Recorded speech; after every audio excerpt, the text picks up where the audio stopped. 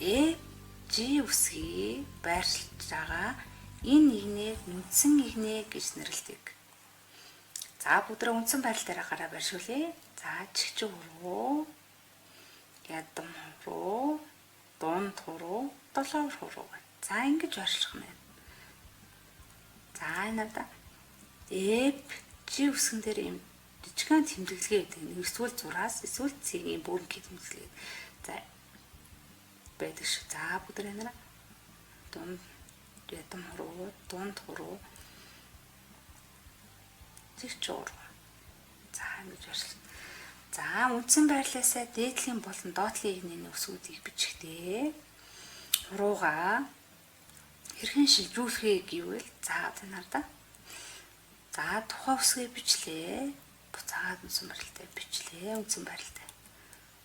Ерөөс үндсэн байрлалаас ерөөс хуруу олдуулж болох нь шүү дээ. Тухайн бичих байгаа үсэг тэмдэгтээ дараад буцаага үндсэн байрлалтай шилжүүлнэ.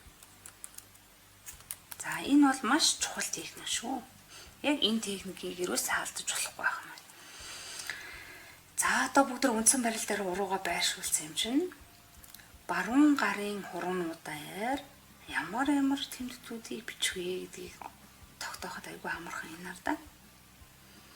6-гийн тооноос доошоо дигнаалдаад ингээ хоошоо.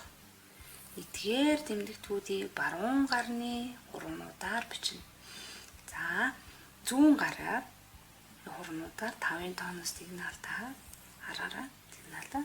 За ингээд эдгээр тэмдэгтүүдийг зүүн гарын хуруунуудаар бичгнэ. За баруун гарны 7 хуруугаар дигнаалдаа тараараа бүгд G үсгнээсээ дигнаалдаа хараад эдгээр 8 товчлуур дээр байрлах үсэг тэмдэгтүүдийг бичгнэ. За дунд хорооны хувьд K үсгээ дигнаалдаа тараараа.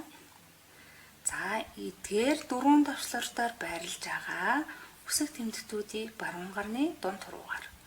За L үсгээ дигнаалдаа тараараа ядам хуруу байршиж байгаа L үсгээ.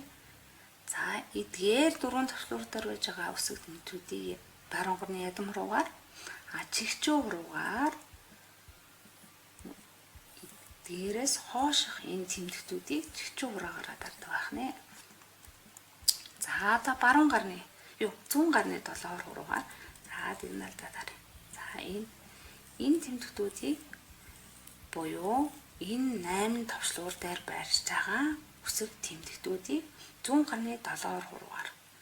За зүүн гарны дунд хуруугаар за D үсгнээсээ дигнаалдаа тарь. За эдгээр 4 товчлуур дээр байршлах үсэг тэмдэгтүүдийг зүүн гарны дунд хуруугаар. За S үсгээрээ дигнаалдаа тарьраа. За эдгээр 4 товчлуур дээр байж байгаа тэмдэгтүүдийг зүүн гарны ядам хуруугаар.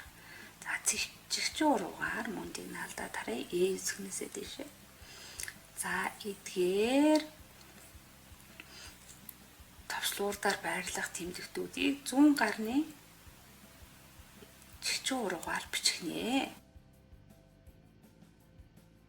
Энэ зурган дээр үсгний урилдуудыг хөнгөөр ялган тодорхой харуулж өгсөн. За баруун гартлын хуруунуудаар бичигдэх үсгүүдийг харуулж байна.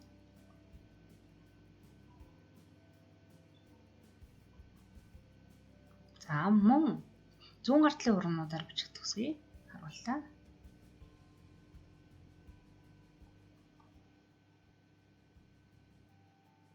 Хэрвээ тухайн үсгийг томоор бичих гэж байгаа бол чигчүү хуруугаараа shift товчийг дардаг. За одоо чинь зүүн гар талын үсгийг томоор бичих гэж байгаа бол баруун гар талын чигчүү хуруугаараа shift товчийг дарж бичих юм. Хэрвээ баруун гарны хуруугаар дарагддаг үсгийг томоор бичих гэж байгаа бол зүүн гарны shift-ийг дардаг.